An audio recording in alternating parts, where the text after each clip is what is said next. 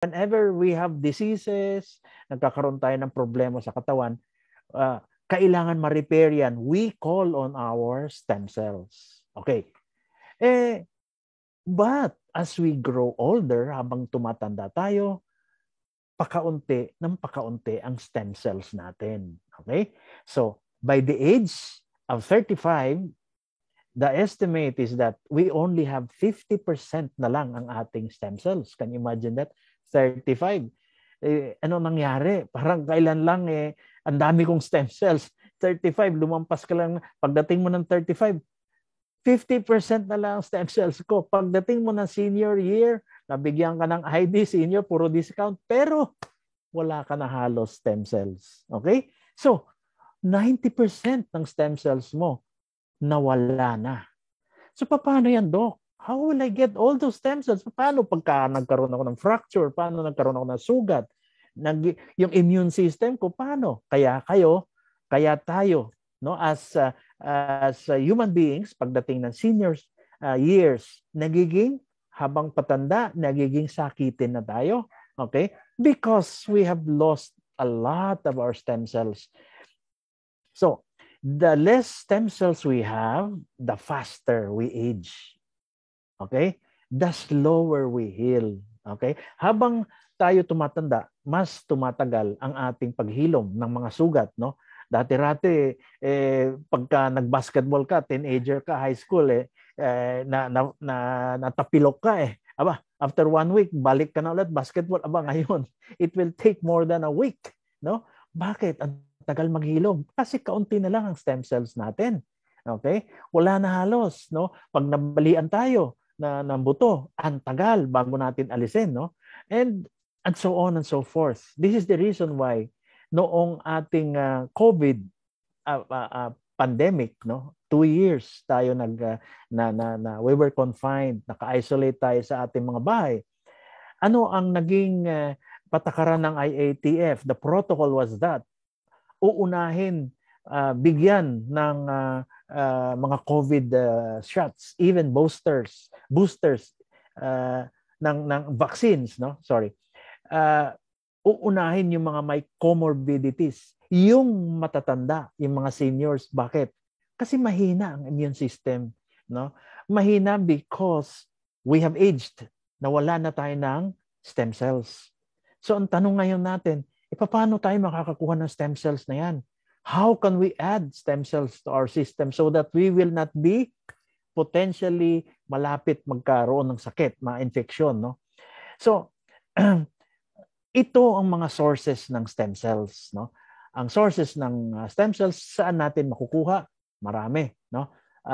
Number 1, embryonic. Ibig sabihin, embryo sa baby, as a baby, doon maliit na yon, napakaraming stem cells doon.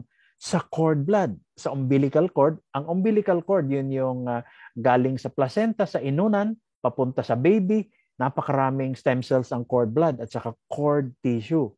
Placental tissue, ang inunan. Ang inunan, yun yung the organ that is between the baby and the mother's uterus. Nakadikit to yun sa matris para magbigay ng nutrients, ng blood, together with blood, oxygen to the baby. Kaya napansin nyo, pagka ang buntis, ang baby nasa loob, paano humihinga yun? Paano nabubuhay yun? Hindi naman humihinga, di ba? Walang oxygen.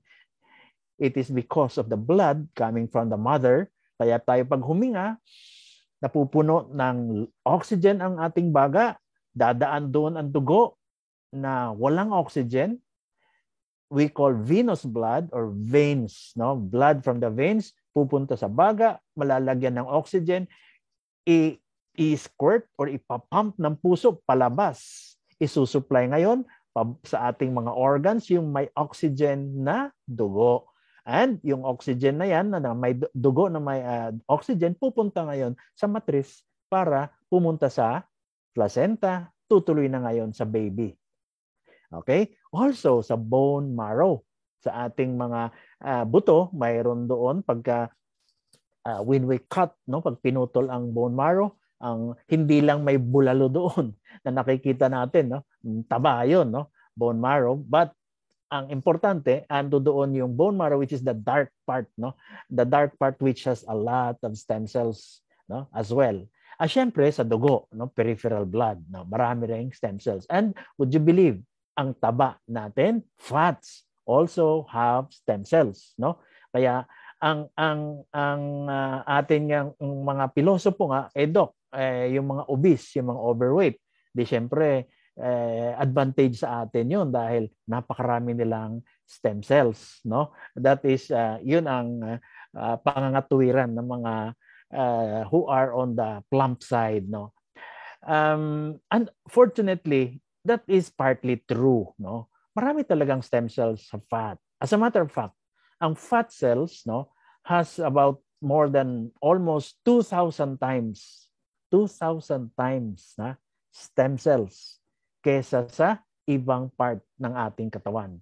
So much so that I got so involved in fat, no, sa fat tissue, that I started doing harvesting of fat from different parts of the body, kung saan may taba, and then processing it, pinoprocess natin ang taba, and then sineseparate ang sebo, no?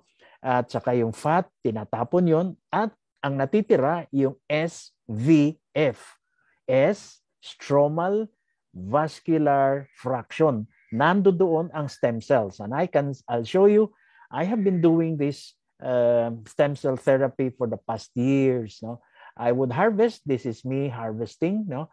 Iniipon natin na ang dami ng mga test tubes na pinupuno ng taba, no? Ang gustong-gusto nila yan dahil yung bilbil nila nababawasan na, and nakukuha pa natin this now, andito na yung mga stem cells, no? And then we process it. Ito na yung mga taba na naipon natin. Then process natin, itatapon yan yung stem cells. Ganito ho yung nangyayari, no? From surgery, ayan, yung dugo nasa baba, ang fat nandun, we wash it, we process it, and then ito na yung hiwalay, andito na sa baba yung taba, ando doon, pero on separate level, makikita natin ang SBF cell pellet, ito yun. This is how stem cells look, no? Ayan, parang mga sperm na maliliit, no? Cultured ito. This is how I obtain adipose stem cells, ASC, no? From this, it now is differentiated into taba, no? It can differentiate into bone, buto, muscle, cartilage, okay? So, ang ginagawa ko ho dyan, either I give it intravenously, no? Sa dextrose, ibibigay ko sa pasyente for rejuvenation, no? Or directly doon sa problema ng pasyente, no? Kung ang problema ng pasyente sa buto, sa dugo, wherever, no? It goes to that area. Pagka ang pasyente, for example, may arthritis, no? Let's say sa tuhod, inflamed yon, magang-maga ang tuhod, pag in-inject mo IV, yung stem cells na yon, tatakbo siya papunta doon sa inflamed, yung maga na area. And usually, that would be the area of yung may arthritis. And true enough, kadamihan ng mga pasyente are improves, no, without taking their medications in the succeeding months to even years. Okay? So, ganito ang ginagawa ko the past years. Now, hindi naman lahat may kaya nito. Because how much does this cost, no? At during the height of this, no, mahina ho ang milyones, no, 1.5 to 1.8 million, no, ang singilan per session, no. And I have had patients even as far as Malaysia coming over, no. Kasi sa ibang lugar mahal, no. Mahal 'yon, eh. It's quite expensive, pricey. And in some areas hindi pwede gawin, no. And alam naman natin during this 2010, 2011 nung time na yon, pati yung ating mga celebrities naglabasan lahat na nagpagawa sila ng stem cell, nagpunta sa Europe, lahat na.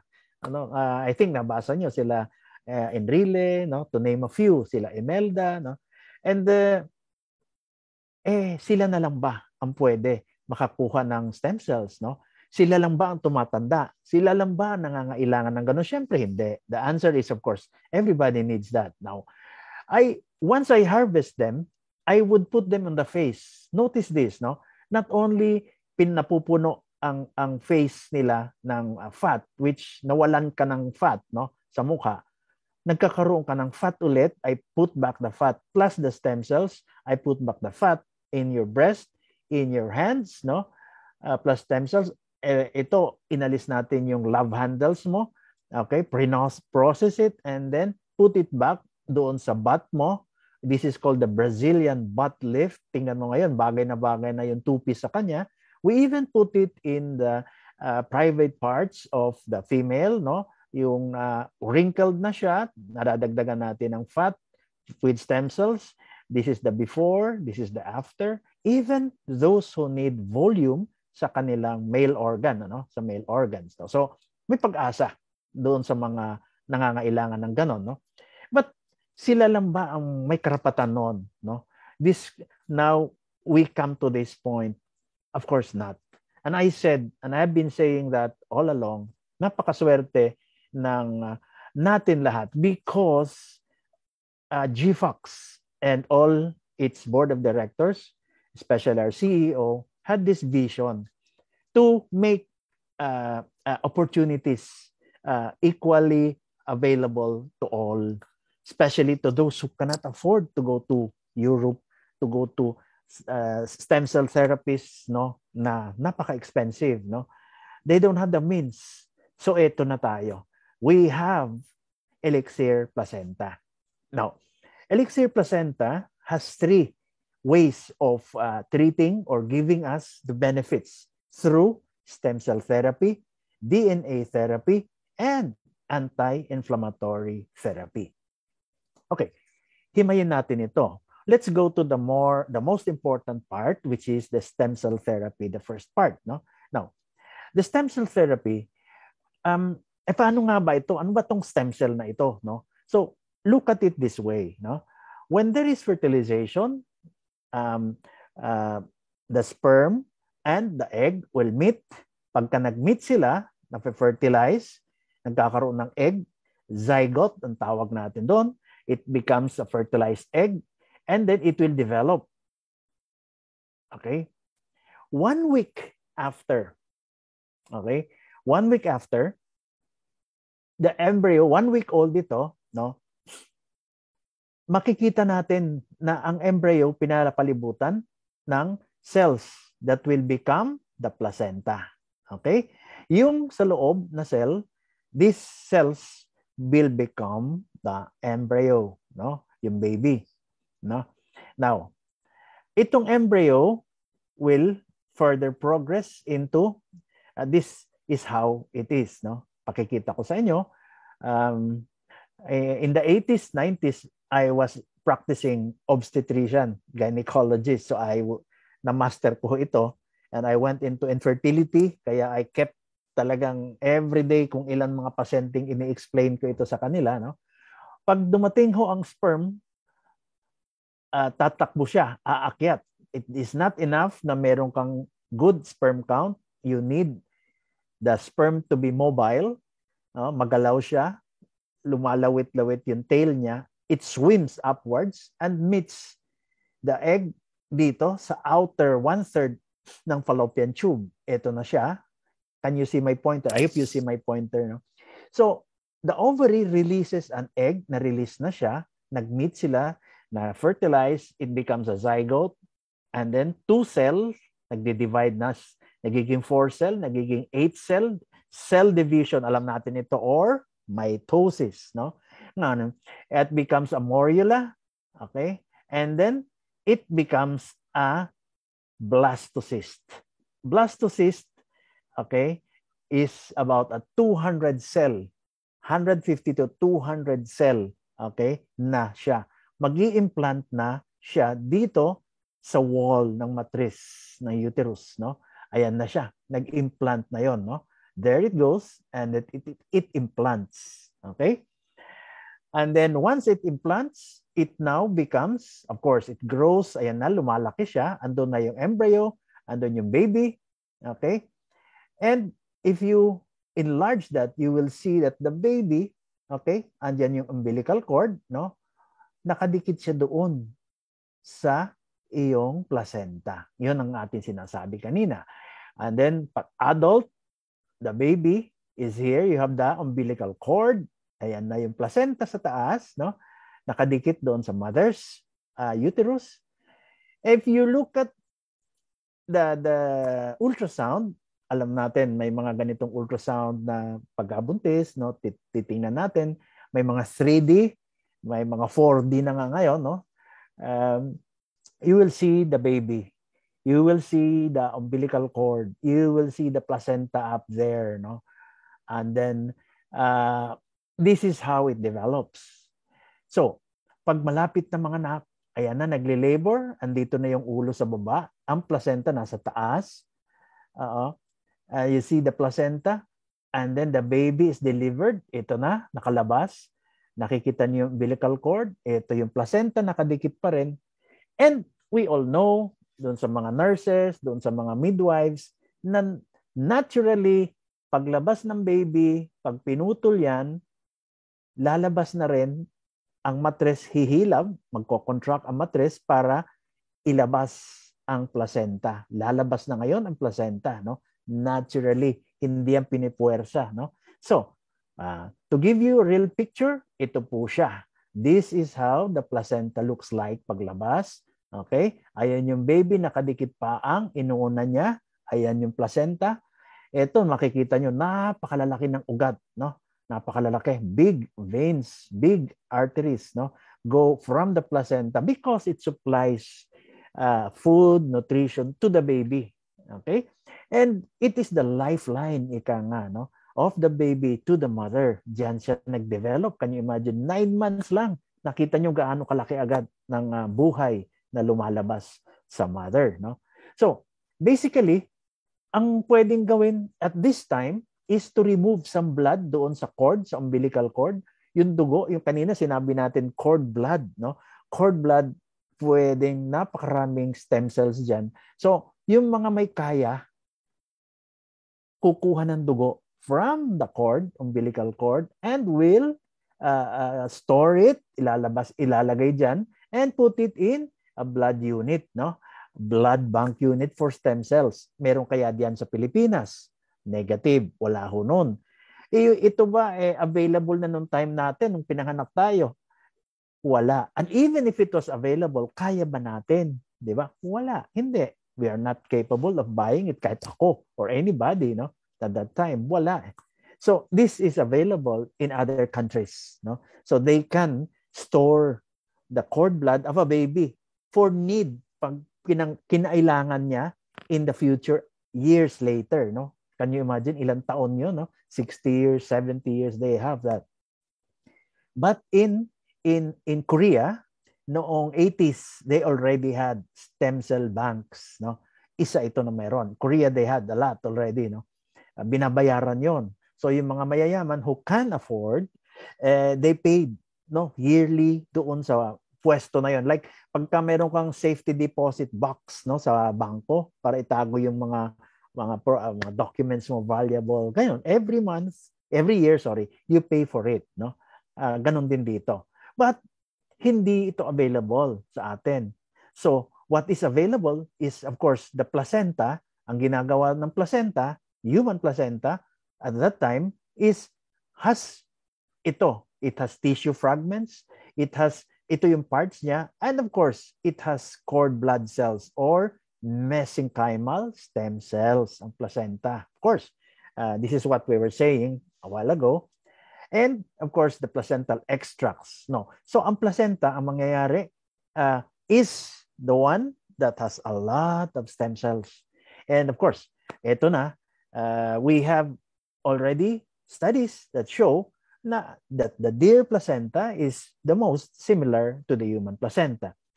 And just like humans, tulad ng tao, nung nilabas ang baby deer, ang tawag nila doon, doe a deer, a female deer. Alam niyo yung Sound of Music, no? Sa panahon lang namin yan nila Sir Wilson, no? Anyway, yung doe, paglabas, syempre, together with it, naturally, lumabas din yung placenta. So, because at that time, ang embryo was the only source of stem cells, ang nangyayari at that time, yung stem cells were being harvested from embryo. Okay? Ang mga stem cells noon, saan manggagaling? Sa embryo. Saan tayo kukuha ng embryo? So, doon sa mga nag-IVF. Ano yung IVF? In vitro fertilization. So, yung mga banks, in vitro fertilization banks, no? Ano yun? Test tube babies. Marami hong may kaya. At that time, ang napakarami noon sa Singapore, no? Sa yung mga may kaya na hindi makabuo, pinadadala sa Singapore because there is a hospital there, high-tech, that could do test tube babies. So, mag-harvest ng egg sa mother, 10 na egg, i-fertilize sa laboratory ng sperm ng father kasi hindi makabuo. May problema sa matriz, etc., sa uterus. No? So, na-fertilize yung 10. 10 baby ito. Hindi naman pwede mag-10, ibabalik yung 10 sa loob ng uterus para mabuntis. Hindi. Kung pipili sila ng pinakamaganda na kayang mabuhay for the next 9 months. So, matitira sa 10, siyam. So, what will you do with the siyam? No? Itatapon mo yun? Hindi. They donated this 9 fertilized na na-fertilize galing sa mga laboratory ng in vitro fertilization, test tube babies. I-donate nila ito sa mga nag-aaral ng stem cell research. Dito nanggaling ang mga stem cells noon. Nakarating ito, it reached to the Catholic Church and therefore, nalaman nila, it is unethical. Buhay yun eh. Bakit nyo naman pag-aaralan? Bakit nyo papatayin para lang makakuha ng stem cells? So, nawala ang embryo source of stem cells. Okay? Nawala yun. So, what is the nearest to the embryo? Placenta.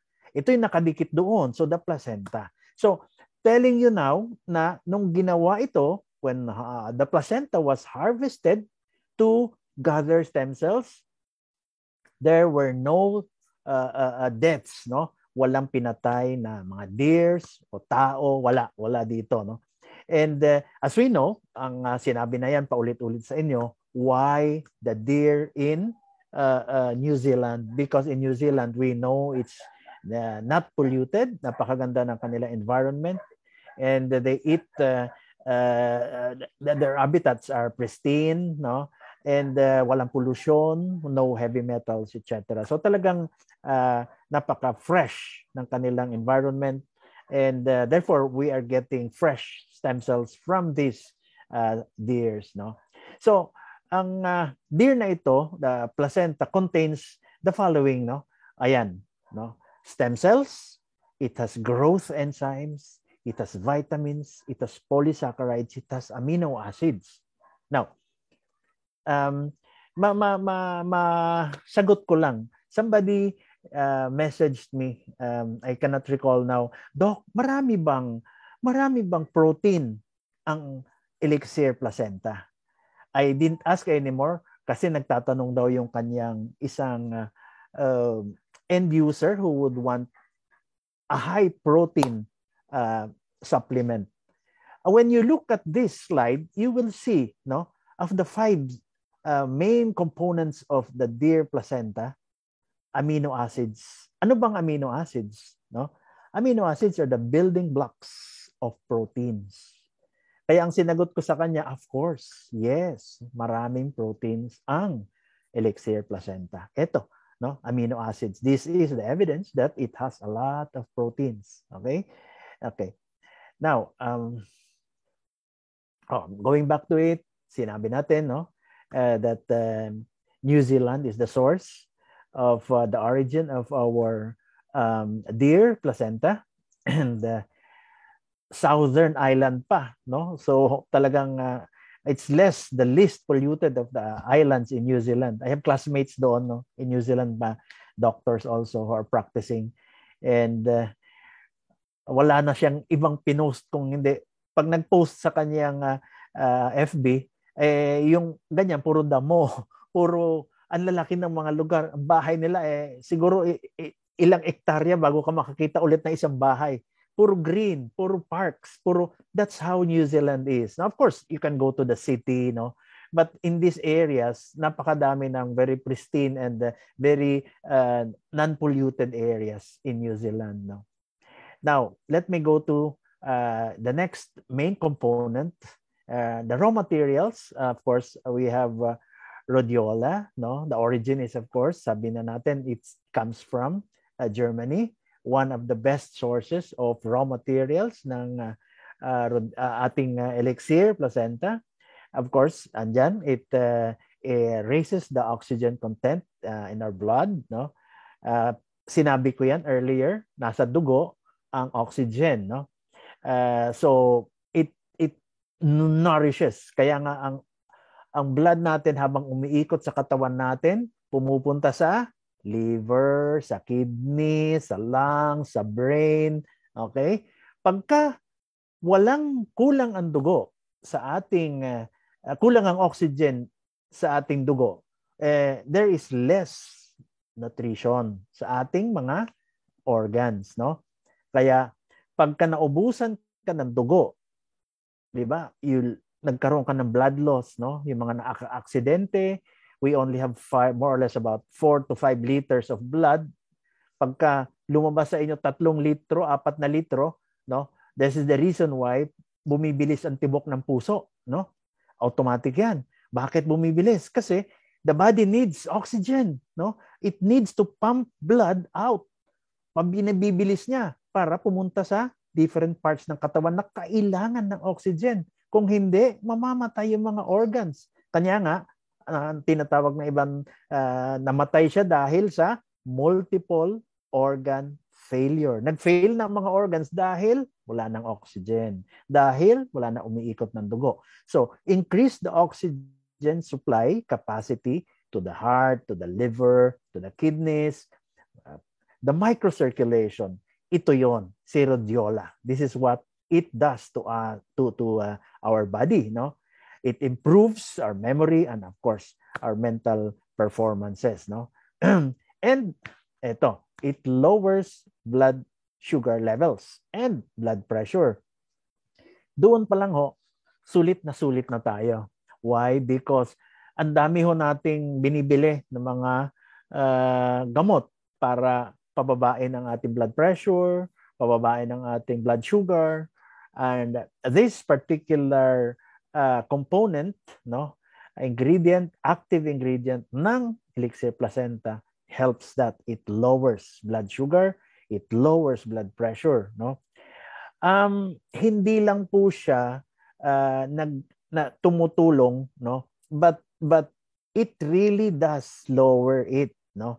Ang ibig sabihin, when you are taking elixir placenta, you have to monitor. You monitor the blood sugar, you monitor the blood pressure, no? Inukunan nyo ng blood pressure. Kasi dadating yung panahon while you are taking elixir placenta, your blood sugar, of course, pagka may diabetes ang mga pasyente na nagtitake ng elixir placenta, huwag niyo sabihin na itigil nyo ang maintenance. No. Continue with your maintenance. Pero, i-monitor lang, no? You monitor, meaning to say, check nyo. Kasi magugulat na lang sila, teka muna, parang bumababa ang aking blood sugar, no? Nagtitake ako ng aking medicines, maintenance, bumababa ang aking blood pressure. Nagtitake ako together with elixir placenta, bumababa parehas. So that means, bababaan ko na yung aking maintenance. Dating 100 milligrams ang aking losartan na tinitake for blood pressure. Gawin ko ng 50. But I'm still taking, no, yung aking elixir placenta. Teka muna. Bumababa pa rin, no? So that means nagiging gumaganda ang blood pressure ng ating katawan. So therefore, you may the possibility is very high that your the dosage of your maintenance pababa until you may have the benefit, no, of having removing your maintenance already, no? Hindi lang kasi ang gamot nakakababa ng blood pressure.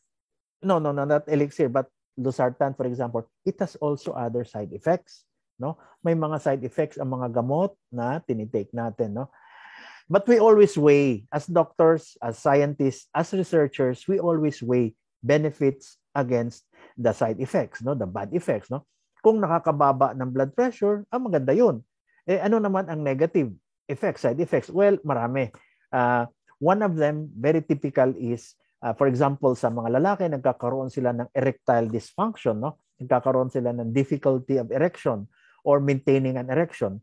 Pag natigil nila yung mga blood pressure medicines nila, mapapansin nila o binabaan nila, nagkakaroon sila ng magandang erection, bumabalik yung kanilang erection, and the erectile dysfunction is almost treated. You see, may side effects eh. So, pagka inalis mo yun, yung gamot na para sa blood pressure, mas wala ng side effects, no? And also, you have this particular benefits of this supplement.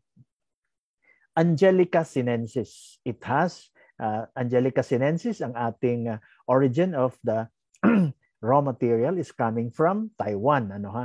And yung Taiwan is one of the best sources of Angelica sinensis, no? And again, it increases blood circulation and effectively transports active ingredients from placenta directly to the cells, no? Very typical na effect ng Angelica sinensis na hindi mo makakalimutan is, of course, sa babae, Angelica, angel, pambabae, menopausal symptoms, no? Hot flashes, night sweats, yung mga nag-menopause diyan, alam nyo, no, yung mga 50s, 60s, you can tell them, Mrs., alam nyo, nagkakaroon kayo ng hot flashes, night sweats, no? Hindi kayo makatulog sa gabi, nagkaka-palpitation kayo, no? Kahit walang ginagawa si Mr. na kababalaghan, nagkakaroon kayo ng kaba-kaba. Part yan ng menopausal symptom nyo, no? Yung tinatawag natin na mga hot flashes, no? Kahit ang lamig na sa loob ng kwarto, naka-aircon, kayo ay namamaypay. Night sweats, no? All of these are menopausal symptoms, no? And hindi ho ibig sabihin ng hot flashes yung hot ka, no? Sexy ka, hot. Hindi ho. Ang hot flashes now and then nagkakaroon ka ng pag-iinit ng katawan, lalo na sa mukha, namumula ka, and then you have night sweats, no? Especially. And ito po nababawasan with Angelica sinensis, no? And it improves. So meron ang ating elixir placenta niyan. And in males also, Angelica sinensis addresses, no, to the premature ejaculation, no? So if the treatment is just, no, I mean if the problem is just ang tinatawag natin na no etiology na premature ejaculation, it can be healed or treated by Angelica sinensis, which elixir placenta meron. Okay? So that's about it for the stem cell therapy. Punta naman tayo ngayon sa DNA therapy, no? Ito po ulit-ulit natin to sinasabi, no? Nung tayo nag-aaral ng science, cell division, we know it's tawag doon mitosis, no? Ang tawag ng itong dulo, no? First of all, let me say itong pinaka most important active ingredient ng ating elixir placenta is of course the grape and the olive extract, no? It, according to studies in Harvard, ang telomeres ng ating cells, ito sa dulo, gets depleted, no? Kasi once nag-combine siya, ang ating mga cells, once nag-combine, napuputulan tayo ng part ng ating cells, no? And the DNA cells will continue to age habang putol, no? So pag naubos ang legs niyan, it dies up, namamatay yung cell, no? Kaya nga ang sabi, if your telomeres will subdivide or divide, cell divide, no, cell division in 60 times or 60 years. Buhay ka up to 60 years. 90 years, no? Beyond that, wala na. So, mayroon ang ating grape and olive extract, it has telomerase, no? Ang telomerase, it inhibits the shortening. Ito kasi hindi napuputol, no? So, in effect, hindi napuputol, nagtatagal ang buhay ng telomeres. Ang telomeres will continue to live longer. So it lengthens, no, the life of telomeres, and therefore, in effect, the cells. And effect, ang cells natin hindi nangangamatay, there's no cell death, and therefore, mas matagal ang ating lifespan, no? Mas sumahaba. May mga research sa gano'n, no? In Japan, there is an island na napakadami ng kanilang matatanda, living up to 120 years even, no? Mayroon 140, etc. years, no? And they have found out na napakadami ng kanilang grape and olive extract where it's a very good source of telomerase, no? Also, it inhibits infectious growth, no? So it is a very good protection against infection. And ito, pinaka-importante, it has an antiviral and antimicrobial effect. Lalo na ngayon, COVID, no? Virus, may bago na naman, monkeypox, no? Virus din yon, no? So, if you take Elixir Placenta, in effect, you have grape and olive extract and therefore, protected tayo sa ganyan, no? If ever, Doc, hindi ka magkakasakit, ay, siyempre magkakasakit. But the chance of you getting worse or severe COVID, severe monkeypox will not be as severe. It will only be mild to moderate because you have this protection. Okay? It improves collagen levels and bone strength. Sino ba naman ang may ayaw ng collagen increase, no? In bone strength, di ba? So, lahat tayo, because as I said, as we age, lahat ng ating stem cells, no, especially the osteocytes, start to dwindle, no, pakaunti ng pakaunti. Kanya nga, yung mga commercial na uminom ka ng gatas kasi mataas sa calcium, okay, para wala kang osteoporosis. Ito yun. Ito, diretso na mismo sa buto because this deserves more exposure because ito talaga ang kailangan natin to strengthen bones, not the milk. The milk has calcium, which is just part of stimulus that would implant, strengthen the bone, no? Maraming bagay ang kailangan bago mag-deposit ang calcium doon sa buto. One important aspect is estrogen. Pagka wala ka hong estrogen, mahihirapan mag-implant ang bone cells doon sa buto, even if you take kahit ilang litro ng gatas na yon na ina-advertise, no? I just don't want to, ayaw ko makipag-away sa kanila, but that is the truth. Basahin nyo ho, you will see that it is not enough to take calcium to get bone deposits, no? Ito ho ang mas importante because this really creates or gives bone strength through stem cell production, activating our stem cells, no? NMN, no? It has ang ating Elixir Placenta has NMN, no? Nicotinamide mononucleotide, no? It will stabilize our DNA sequence and improves yung mga DNA disorders which alam niyo naman natin si nanay obese, si anak obese din, no? Nasa genes, no? Pwedeng manahin mo yon and it lowers the possibility of that, no? Kasi chromosomal yan eh. It is DNA, the genetics, sabi nga nila, no? Ang tangkad ng father, ang tangkad ng mother, definitely mas matangkad yung anak, no? Mangyayari, no? Genetics din 'yon, no? And it reduces the risk of heart disease, no? And improves fitness and muscle endurance, no? Ito yung mga athletes or those who are training, no, to be physically fit, mga nagji-gym, napaka-importante nito, no? Na raw material, an active ingredient ng ating Elixir Placenta, no? Then you have D-ribose. Ang another very, very important ingredient of Elixir Placenta, it has an energy carrying capacity in our cells, no? Alam naman natin ang cells, the mitochondria, ang tawag natin, nasa loob ng nucleus, is the generator, the energy carrying of our cells, no? It carries the genetic code, translation, regulation, and expresses that code, no? And it provides extra energy to our heart during exercise, no? So yung mga madaling mapagod, no? Hingalin, no? Of course, you have ruled out other causes, no? Kung may hika ka, ay baka yun ang cause, no? But if there are no other causes except your heart, hindi ka maka, let's say you are attempting to get to a certain point na mag-progress ang iyong stamina, no? Hindi mo magawa. This can help because of the ribose, no? Athletic performance, you excel in your physical activities. And yun nga, muscle fatigue, no?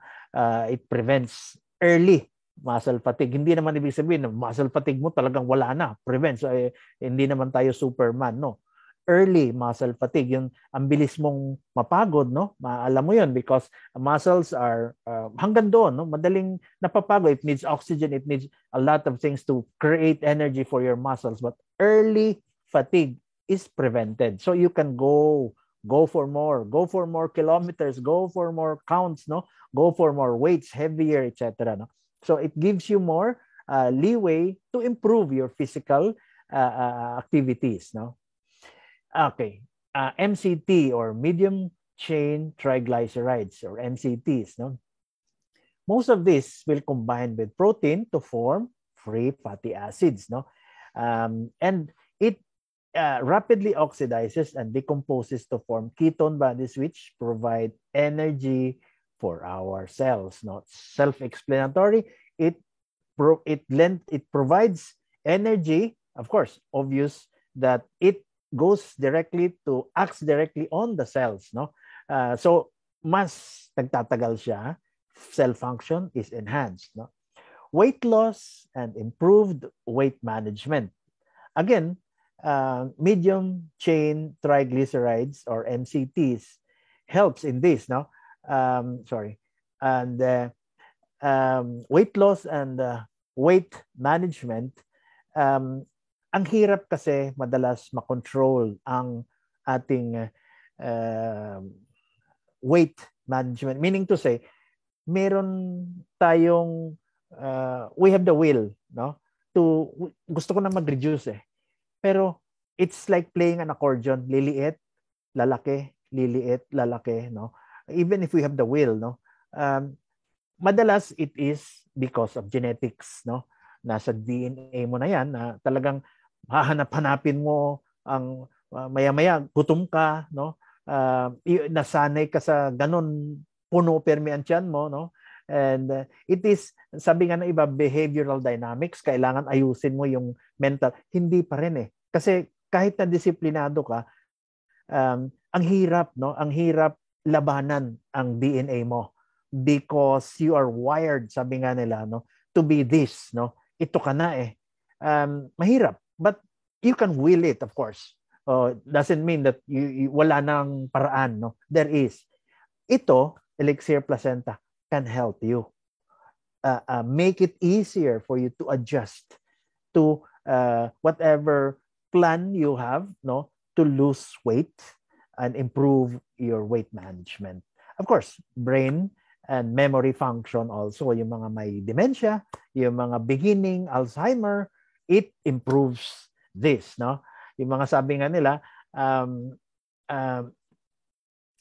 yung mga seniors who are getting to be forgetful, no?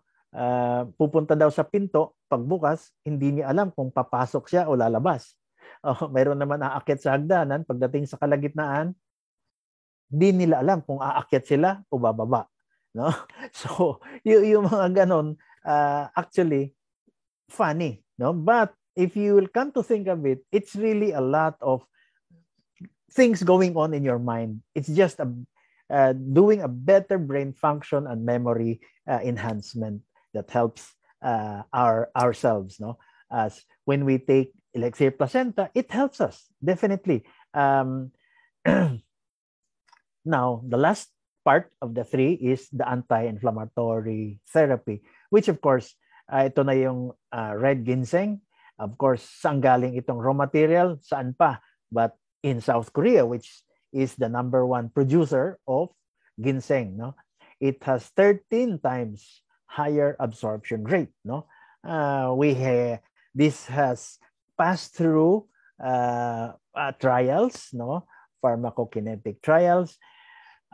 Itong ginseng that was used for our elixir placenta, I understand has been patented by our GFox, no, the company, to have our own red ginseng, no. And marami naman ginseng na magaganda, no. But unfortunately, hindi lahat ng ginseng na yan can be sabihin na natin beneficial to us kasi hindi lahat na-absorb. Look at this sa baba, no? These are roots ng ginseng, no? And this specific red ginseng that our elixir placenta has a higher absorption rate, 13 times. Nakita nyo? So, it is not enough that you're a good type of ginseng, red ginseng, that's the most, sabihin na natin, premium na ginseng. But, kailangan ma-absorb pa siya. Kasi kung hindi siya ma-absorb, kahit maganda ka klase ng ginseng, it's not gonna give you the benefits of real ginseng. So, this gives you 13 times higher absorption rate. Ano ba nangyayari sa ginseng? What does it do, no? Of course, it has antioxidant. Alam naman natin. Pag sinabing antioxidant, it lengthens. It gives us better, lengthens our lifespan. It anti-inflammatory effects. Anong mga anti-inflammatory effects? Of course, napakarami, no? From arthritis to osteoporosis to, osteoarthritis. Even cancer now is considered as an inflammation. Kasi ang mga cancer cells nagmamaga, dumadami, no? It continues to cell divide. Mas mabilis mag-divide or mag-reproduce ang cancer cells than the normal cells. And it is considered as an inflammation. And indeed, it even is affected by stem cells. That's why it goes to inflammation. Kaya nga ang ibang cancers, early cancers may be modulated or may be controlled not to go to a late stage, not to progress. And then ito yun, no? It prevents some forms of cancers would benefit from this. And ultimately, it benefits or strengthens our immune system, no? And again, aside from the previous one, this also enhances our brain function. Ito rin, no? Red ginseng. And again, in Korea, as I said, no, I mentioned this one of my presentations that sinasama nila ito sa loob ng wine, no? Itong root na ito na nakikita nyo, no? Nilalagay nila doon. Kumbaga sa atin yung mga suka, no? Kino-cure natin for a long time, may mga sili, fini-ferment, no? They do use this to ferment, no? The wine, pinatatagal, the longer it is, the more effective it is. And ito yung iniinom nila. And two, also, because of the red ginseng's effect on the wine, as well as like here, no, in our elixir placenta, it has the action or the function of treating or improving symptoms of erectile dysfunction, yung having difficulty of erection, no? And another one is, of course, esqualene. Alam natin lahat ng esqualene, no? Ang tagal na nito in the market. But maraming sources of esqualene, no? Ours is one of the best sources coming from Portugal, no? Ang esqualene, as we all know, comes from the liver of large sharks, no? And itong mga large sharks that are originated from Portugal are deep sea, nasa ilalim. No? Therefore, there is no pollution, deep sea. No? Pollution is usually in the surface or in the shallower portion of oceans. No? So therefore, itong mga sharks are, of course, again, like our deer placentas sources, are very, very pristine. Walang pollution ang source, and therefore they have higher antioxidant and anti-inflammatory properties, no? And then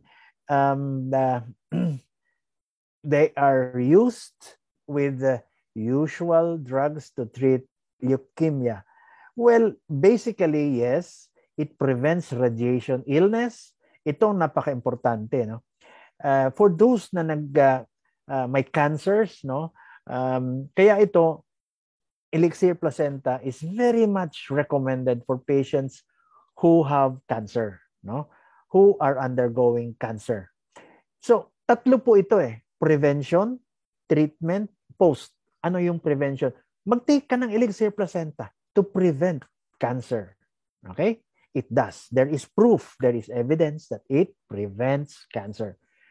May cancer ho ako, Doc. Kailangan ko ba ito? Yes, because it has antioxidant and anti-inflammatory properties. Ano ibig sabihin nun? Well, antioxidant, it strengthens your immune system para labanan yung cancer. Para imbis na mag-progress ka into a higher stage, mas grabe na stage, from stage 1, naging stage 2, stage 3, stage 4, doon ka lang sa stage 1 na madaling magamot, no? Okay.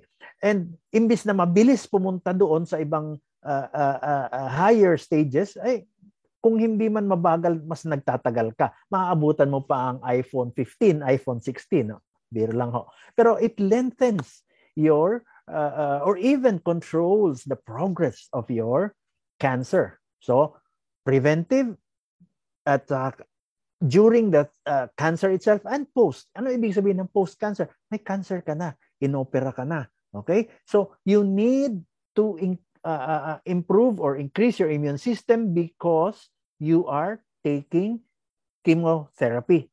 Chemotherapy, kailangan para maging effective, magandang immune system mo. Kung bagsak ang immune system mo dahil nagki-chemotherapy ka, kasi chemotherapy also kills normal cells, di ba? So, kung mamamatay ang normal cells, hindi ka mabibigyan ng chemotherapy, hindi ka mag-i-improve. So, you have to build up your immune system, your normal cells, bago ka mag-chemotherapy. The same thing with cobalt, X-ray therapy. Breast, kino-cobalt yun. Okay? Or, mayroon kang rectal cancer sa puwet, no? Kino-cobalt yun. Therapy, X-ray. Teka, hindi ka pwede mag-cobalt ngayon dahil bagsak ang iyong immune system, no? Hindi kaya ng katawan mo. Pagka kinobalt ka, in-X-ray ka ngayon, mamamatay ka, mapapabilis. Pero pag hindi ka naman kinobalt, lalago ang cancer mo, no? Mag-i-increase. Di ba? So, ito yung function ng elixir placenta. It will give you enough benefits, no? To hindi ka magkakaroon ng bagsak na immune system, you will not have radiation illness. Kanya ang mangyayari, pag next dose mo ng chemotherapy or radiation therapy rather, no, pwede ka mag-undergo noon para makontrol ang cancer mo because you are taking this elixir placenta. It gives you the advantage, the edge, no, against radiation illness, no? So itong kagandahan ng elixir placenta. Ito pa, it prevents common cold, flu, swine flu, lahat na ng mga flu. Ngayon may monkeypox, may swine, no? May avian bird, baka kailangan natin siguro veterinary na, medicine, veterinarian. Yun ang biruan namin, hindi na kailangan ng doktor, veterinary na. Ang dami daw ngayon, swine flu,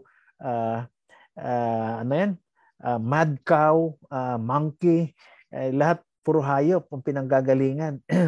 Anyway,